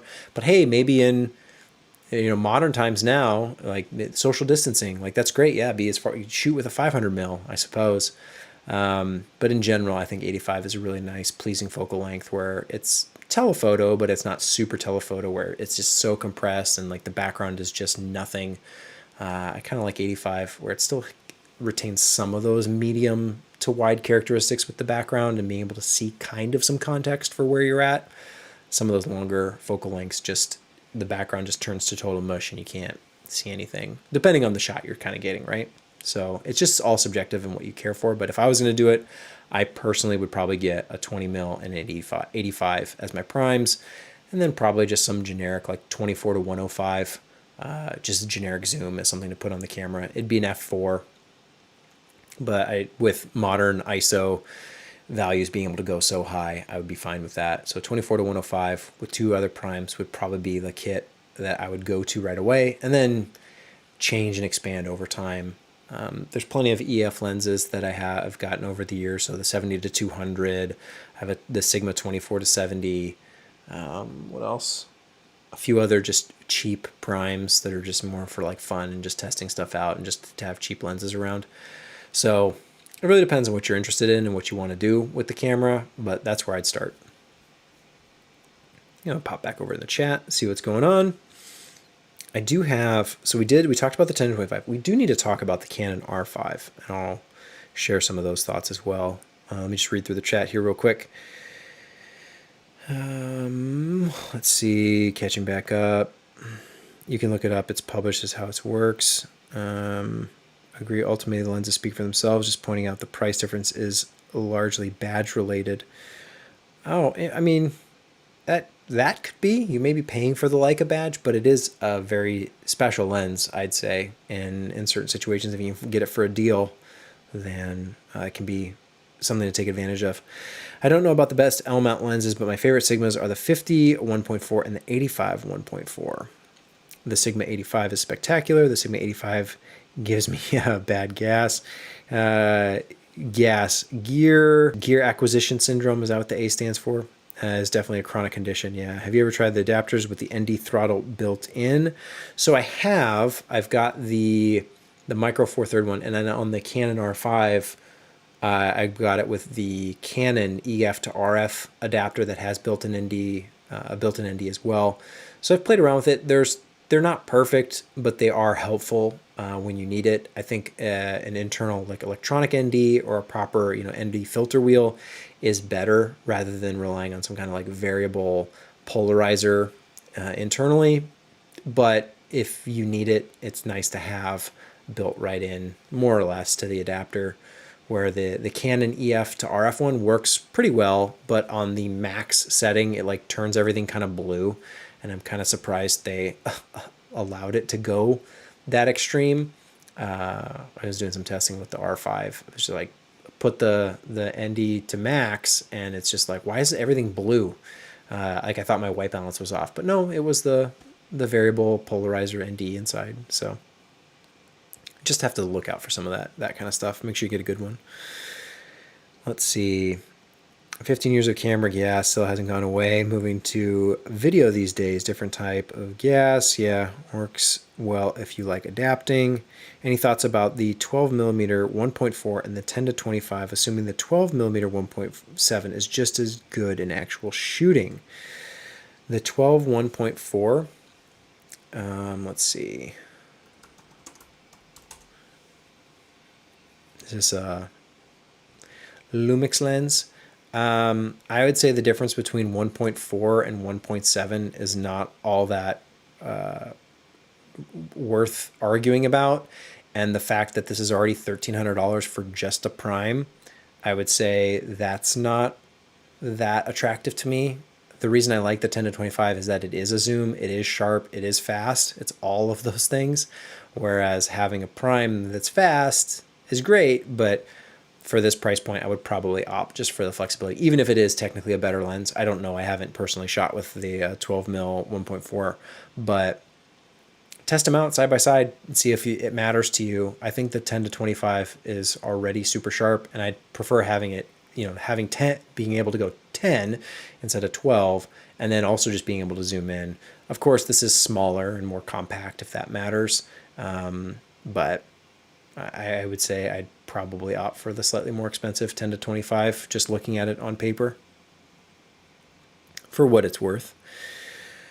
The 10 to 25 at 12, 1.7 versus the 12, 1.4. I used the 24 GM for my Sony, 24 equivalent. It never bothered me. I would never bother with micro four thirds for that focal range. It's too expensive. Let's talk about the R5, because I have some more thoughts to share. I don't know if you want to hear them, would care what I have to say about it, but I did spend a good time shooting with it. So let's talk about it. It's now been 2 days with the Canon R5, and there's some more quirks and things that I've spotted and discovered as I've been using it. And some people think I hate this camera.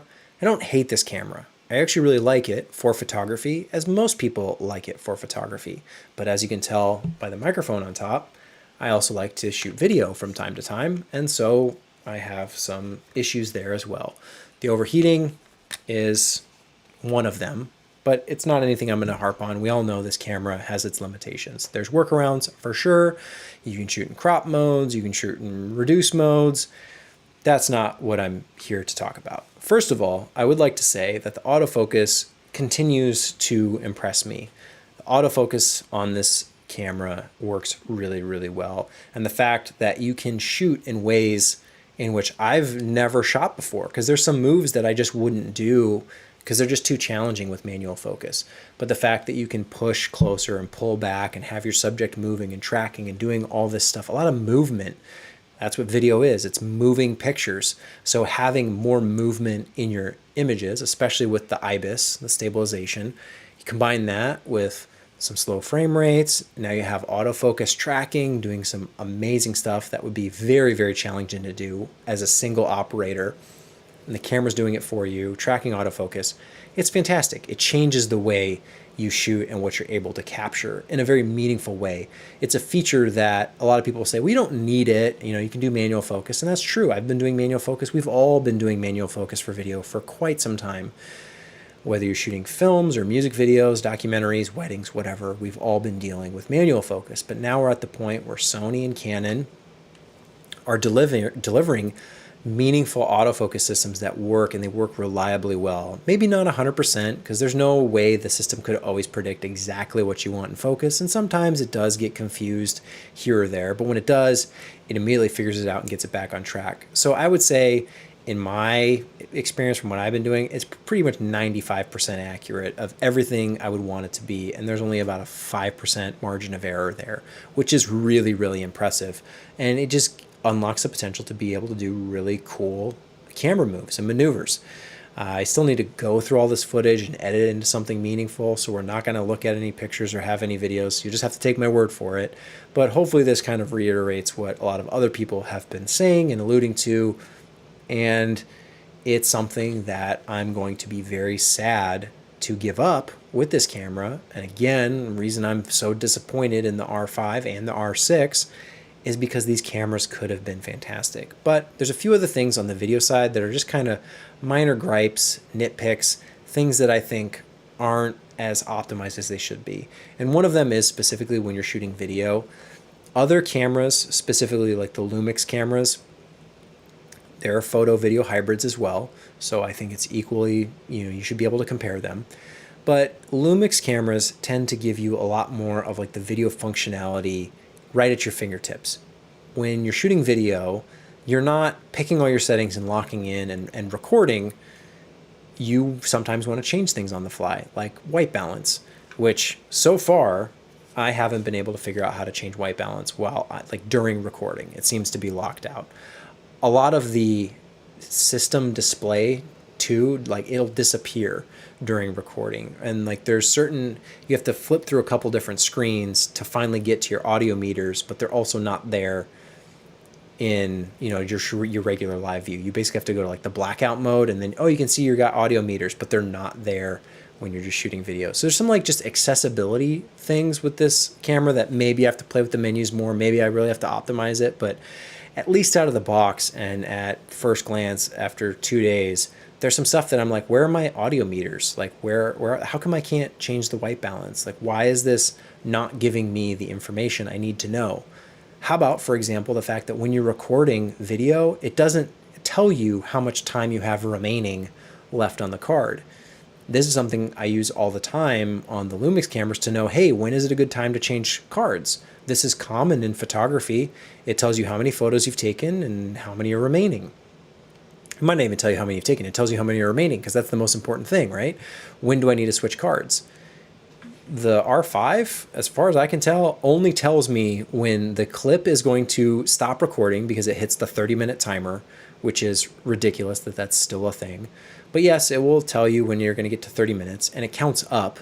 So it tells you basically how long you've been recording. And then once you hit 30, warning, warning, warning, video has been stopped. And then you just have to push record again to re-engage it. Or it tells you the expected record time if you're in a mode that's likely going to overheat. So many times when I put this camera into 4K 120, it'll say, hey, you can record for about 5 minutes, you know, and that'll be the timer. But in none of these modes does it tell me how much time I have remaining on the card. So, you know, when you're shooting on the fly throughout the day and you want to know, oh, is it, you know, do I need to switch cards? Am my card getting full? Am I going to run out? Like, it doesn't tell you. And I talked about it before, but I think it's worth reiterating. Just functionally switching between photo and video on the R5 is kind of annoying. Having to hit the mode button and then hit the info button, it's not obvious, it's not intuitive, it doesn't make a whole lot of sense. And I find myself constantly hitting mode and then looking on the back of the camera for the info button, because it's like, it's, you know, roughly the same size and shape as all these other buttons right around it. So having to hit that specific button rather than just being able to twist a wheel or flick a switch like it used to be on the Canon cameras, you just flick into video mode, like, sure, that's fine. Also, I found out on the R5 that if you're doing any kind of HDMI, the video mode, if you're in video mode, the HDMI is only a clean feed. If you switch into photo mode, that's when you get all the, you know, display information, and it's not a clean feed. I think there's some slight little weird things like that that are just should be kind of better optimized for people who want the functionality that comes with cameras like the Lumix cameras. Another thing I'll say, audio recording. On the R5, you can record audio, and you can either set it to auto or you can set it to manual, and you can set your levels. But that's about it. There's no other real audio settings for your microphone, whereas on, you know, a camera like the GH5, you've got wind reduction, you've got limiters, you've got a lot of like audio functionality in terms of how the signal is processed. It's not just a, do you want auto or do you want to manually set it? You have some additional settings that you may or may not want to activate that can be helpful in certain situations. One thing I like to use on the GH5 is setting a limiter, so if something gets too loud, it kind of rounds out that top end, and I'm not getting, you know, just immediate distortion if it does get too loud. It will peak at some point if it is too loud and drives it, but it at least rounds it out and shapes it, and I think it actually sounds kind of nice. That's actually what you're listening to right now. So if I tend to get a little bit loud, the camera can compensate for that. With the R5, it's pretty bare bones. It's pretty basic and limited. And also with the display and like what it shows you while you're filming, I think a lot of the icons aren't just all that helpful. So there's like, I don't know how to describe this other than just the graphic design of the icons. Like the icon for stabilization is probably the weirdest icon for stabilization I've ever seen. Normally it's like a hand shaking, or it just says IS or something very simple, very clean. The stabilization icon on this is, I wish I had a picture of it and could show you just how weird it is. But that's what I'm saying. It's these weird symbols and displays. And I think just in general, the way the menu system looks like I wish I could show you this on an HDMI feed, but I can't show info via HDMI with this camera in video mode. But like the record button being on the screen is nice, but it looks like it's always recording. The other stuff is just kind of like arbitrarily placed. It doesn't seem meaningful or designed or well laid out. It's just kind of like they put some icons on the screen that may or may not be helpful in certain situations. It's nice that I can see my shutter speed, my aperture, and my ISO, but if you want to see anything else, you have to hit info, and then if all the the histogram stuff, like the histogram, a lot of the stuff will disappear. The level, it'll disappear when you actually start recording. And a lot of that's just really irritating and annoying, and it doesn't make it easy to use. It's not fun to use. It's not smooth and seamless in the same way that, people love the R5 and, Canon cameras for photography because they make taking photos so easy and seamless. They don't seem all that intent on making it as smooth and seamless for video people, which I wish the camera would just do both. Like I have, time and time again on the Lumix camera, I can just switch back and forth between photo and video, no problem. It's easy, it's intuitive, it's smooth and seamless, and it makes it a breeze to use rather than constantly hunting and fighting for stuff. Now, granted, this is just my second day with the camera. I've got a lot more to play around with, to learn, to dive in, to figure out if maybe there are some workarounds, some things, some menu settings that I haven't quite figured out that like maybe will optimize this. Maybe there's something I'm missing. Maybe there's something I don't know. But I think, one of the best things about most cameras is that if it works kind of right out of the box and it's easy and intuitive to find the stuff you're looking for, or at least going through the menus and you can activate the stuff you're looking for, that's what I do with every camera. I turn it on, I look at the system, I look how it kind of responds and what the display looks like, and then I dive through the menus and I turn on everything that I would want on and I turn off everything that I want off. And right now, the R5 just is in kind of a weird spot. It feels like the video mode is, it's there, it's adequate, you can do things, but you can't do them smoothly, and it should be better just designed. That user experience should be more optimized for how expensive and how professional this camera should be or could be. It's at least a recommendation I would say of like, if you're going to be designing a camera for professionals, treat the photography and the video kind of equally, or at least give them the same care and dedication with like what the icons look like and where stuff is placed and what's available and what you can change while you're recording. It just makes it more fun and enjoyable and easier to shoot with rather than something that feels like, well, I can, but everything feels like a workaround. Everything seems like I have to figure out another way to do this thing that I'm trying to do because the camera doesn't present it quickly and easily to me. It's the same thing with the overheating modes. There's workarounds, there's ways to avoid it, there's things you can do, but all this stuff is just junk in the back of your brain that you have to know these restrictions and limitations and constantly be making those mental calculations on the fly to figure out, well, how much time do I have left and where's that feature and how much time do I have left in my card and how do I check it? Do I have to flip over to video mode and see? Do I have to go into the menus and check my card, how much time is left? And it's like, I don't want to have to be doing that. I kind of want it there at a glance because that's the stuff that I need time and time again. And it's what I've gotten so comfortable with on cameras like the GH5 and the Ursa Mini Pro that just work, and they just work well, and they give you the information you need to know at a glance, where the R5 just feels like the autofocus works great, the footage looks nice, but there's just so much in the way. And I think that's another big problem for me with the camera. Not just the overheating stuff, we've talked about that, but just the user interface and the experience of using the camera is just not all that great for me personally right now. It's a shame. It's a shame. Could have been so awesome. Let's see what's going on in the chat. I think someone asked about the Ursa Mini, and I don't think I answered that question. Let's see. Where are we at? The R5 or the S5? Ooh, I don't know. That's neither. I don't know. Ooh, I don't know. A7S 3, probably. I think people need to realize that autofocus really relieve many people work who do filmmaking. So, Lincoln, do you mean, I think many people need to realize that autofocus really relieves many people works who do filmmaking.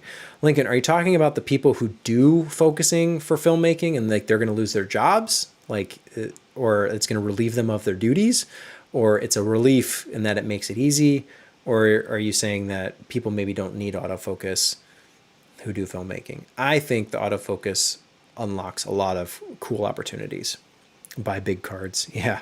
I think Panasonic is the only brand with audio limiter, and rightfully so. Like it's a helpful feature. Like the more features you can put into a camera, the better, I think. Going back to that Swiss Army knife, right? You want all the tools. You don't want to open up the Swiss Army knife and be like, wait, where's the corkscrew? That's what I need in this moment. This one doesn't have a corkscrew. Where's the nail file? Where's the scissors? Where's the toothpick? Where's the, like you want it all in. And the more you can cram in, the more flexible and versatile that tool is. That's what I compare it to. And so when the R5 feels kind of bare bones and just like bare minimum, yes, it's cutting it. It has these cool video modes, but accessing them and using them isn't easy or intuitive. Not that it's not intuitive. It's a very easy camera to use. It just isn't giving you information that I, as the person filming, needs to know. In the same way that if you're taking photos, you would want to know how many photos you have remaining on the card. Like how many more shots can you take? How much more video can you record? These are important things during filming that you would want to know, and it baffles me that it's not there. Loving these little nitpicky details you're giving about the R5. It would drive me crazy too. Yeah, and it's the stuff that like no one else talks about. I don't know if no one talks about it because no one cares, but like I care. It's the same stuff I talked about with the S1H. Like I like to nitpick these cameras and talk about the experience of using them more than the spec sheet, right? Everyone can read the spec sheet. We can talk about 10-bit and 422 and 4K 60 and is it cropped? Is it not cropped? How, what's the codec? What's all this stuff? But it's like, what's the experience of using the camera? One thing I didn't talk about, the 10-25 lens. So another thing that's cool about the 10-25 is that it has an aperture ring. I didn't mention that, but it has an aperture ring on it, which is just like another nice thing to have. So you have aperture, you have focus that you can go manual, and it doesn't have hard stops, which is annoying. I wish it had hard stops, but you at least can go manual and you can pop the clutch, and then you have your zoom. So you have 3 rings on this lens, which just makes it, I don't know that I would use the manual aperture, but it is like declicked. So if you need that kind of smooth transition of your aperture, it's a great way to do it, just built in right to the lens, and it just works. And I don't know, that kind of stuff, that the experience of using the device, the tool, the thing, can sometimes be more important than, oh, is it, if you're talking about, oh, it's the 4K camera versus the 5K camera, or this camera has 15 stops of dynamic range and this one has 16. Like some of that stuff it is meaningful in terms of stacking up and seeing which one's technically better. But one of my big issues with the Sony cameras is that just using them hasn't been easy and intuitive. And that's why I'm excited for the A7S III to test out the new menu, to test the flip screen and see how all the stuff works. It seems like they've taken that feedback and done a good job, but we'll see. But coming from, the Lumix cameras, where just so much thought and effort is put into all those little details. Shutter angle is always my go-to, but it's such like a simple little thing that makes shooting so much easier and effortless. The audio limiter, the fact that like the histogram stays on screen when you're recording, audio meters right on screen as well, like the time remaining on the card, like who would have thought that like wouldn't be a thing, but apparently it's not on the R5, at least not that I've seen or figured out. Like, it just seems like everything I would want that would be in kind of that, hey, we're developing a camera and we're going to give it to beta testers and we're going to get their feedback and we're going to do kind of like, Q&A with people. Like, those are the things I would imagine people would be using this and say, hey, this would be great to have. And they go, oh, excellent suggestion. We didn't think of that. We'll program that in. Because, all this stuff is stuff that's easy to add, relatively easy. It's not changing the hardware. I'm not asking for 12K or 20 stops of dynamic range. It's like, just make it easy and intuitive to like get the information, access the information you're trying to use. It is the one thing about the GH5 that drives me nuts, is that I can't tap to zoom during recording to check focus. Like, you can do that on Ursa Mini Pro, and I do it all the time, because if it's a long form interview and someone may have moved or adjusted, or you just want to just confirm, just make sure that it's in focus. Double tap. Oh, looks good. Punch back out. Like, why can't I do that while I'm recording? You know, why can't I change my white balance while I'm recording? Why can't I, you know, like this stuff? And that's on the R5. So it just seems just weird. And like, it should be better thought out. And maybe they don't care. And it's not a camera for people who shoot video, apparently. But I think it could be, and it should be. I mean, the autofocus works great. It's fantastic. I wish everything else were as good. Let's see, we'll finish this up and then call it a night because it's getting late. I think I meant to say it's more flexible for solo filmmakers like me. Oh, yeah, with autofocus. Yeah, Lincoln, autofocus is the thing that the more and more ubiquitous it becomes, the more reliable it becomes, people will take more and more advantage of it and it just makes things easier, and you can do a lot more than you can manually. Is it the end all be all? Will manual focus be gone forever? No, there will still be a time and a place for doing it, but it will also make more and more sense to rely on the autofocus systems to do that component of the job. Because as a solo shooter, as you're talking about, being an individual, there's only so much you can do.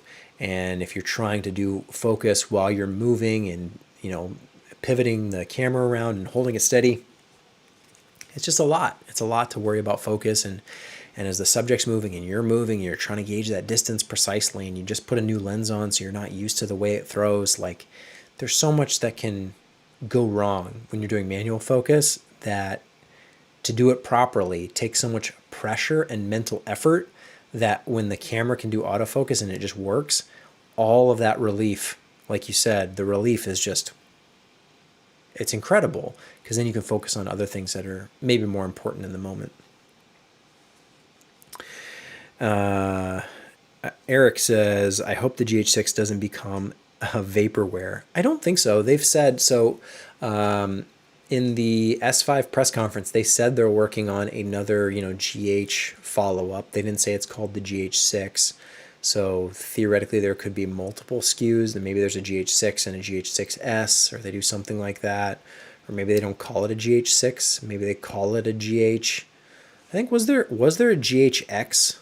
I think there was. Lumix GHX. Was there a GHX? Did they never do that?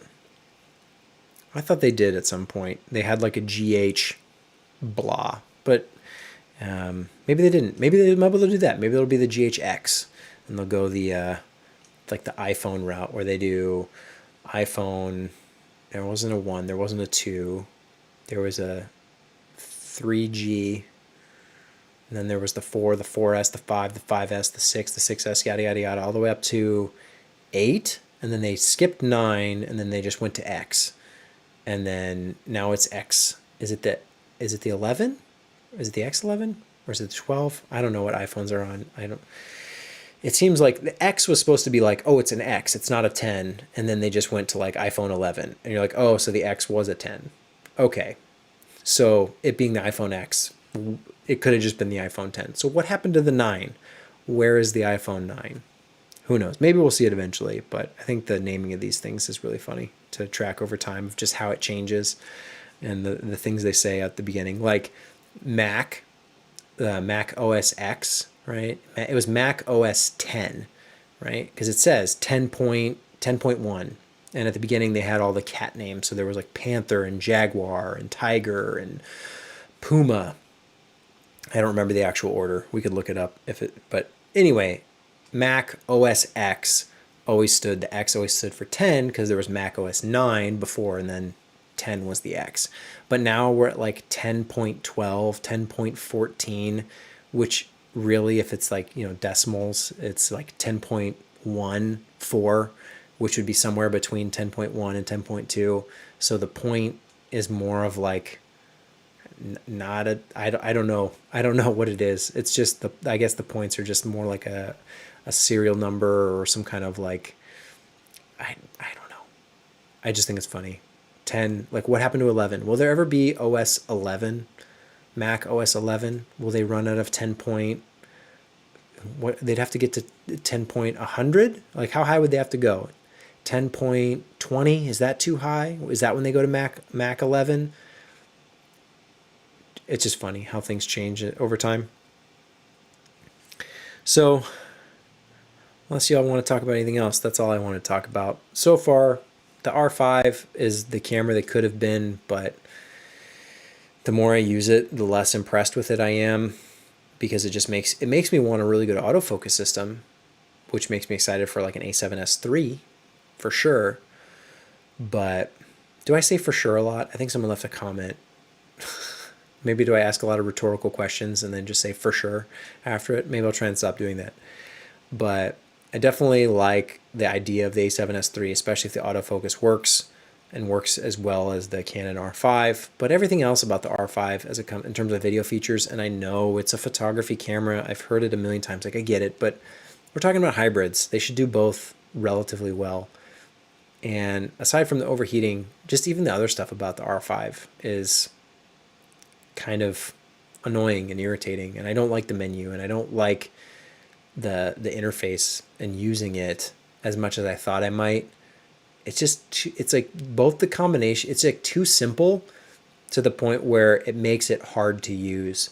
There's a lot of things that are like that in terms of design and user experience, where they try and streamline something down to making it so simple that then you lose access to the features that are actually make your job easier. So by stripping things away, they make the job harder, even though it's technically simpler. So finding that balance, because there is the other end of the spectrum where things are just too complicated, there's too many buttons, there's too many options in the menus, they're just crazy. So there's that perfect balance somewhere in the middle, and it feels like the R5 has fallen kind of on the one side of that, where it's just a little bit too simple, a little bit too dumbed down, and I can't do what I want to do like I can do with, you know, other cameras that, you know, I've used, where it's like, oh, it just works and everything's right there. So I'll end it there, and good night, good morning, whatever it is for you. We'll talk again soon. See ya.